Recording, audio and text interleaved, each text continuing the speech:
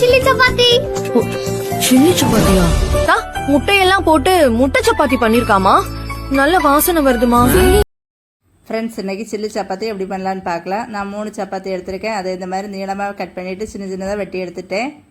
அடுத்த ஒரு கடாயில் எண்ணெய் சேர்த்துட்டு எண்ணெய் சுடாந்தும் இது கூட பட்டை, கிராம்பு, ஏலக்காய், கசகசா இவ்வளோ சேர்த்து வறுபட்டதுமே இது கூட வத்தல் மிளகாய், ஒரு வெங்காயம் சின்னதாக கட் பண்ணது, தேவையான அளவு உப்பு, மஞ்சள் தூளும் சேர்த்து நல்லா வதக்கிக்கிட்டேன்.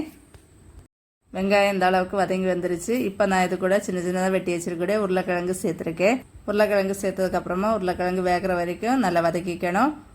உருளைக்கிழங்கு வெந்ததுமே இது கூட சின்னதாக வெட்டி வச்சிருக்கக்கூடிய தக்காளி, பச்சை மிளகாய் காரத்துக்கு தகுந்த மாதிரி கொஞ்சம் அதிகமாக சேர்த்துக்கணும்.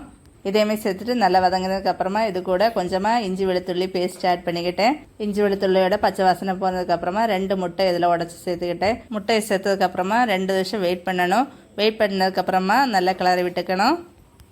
முட்டை எல்லாமே இந்த அளவுக்கு கலந்து வந்ததுக்கப்புறமா 1/4 spoon garam masala, 1/4 spoon chicken masala, 1/4 spoon மல்லித்தூள், 1/4 ஸ்பூன் மிளகுத்தூள் இவ்வளோ சேர்த்துட்டு ஒரு நிமிஷம் போல் இதை நான் வதக்கிக்கிட்டேன்.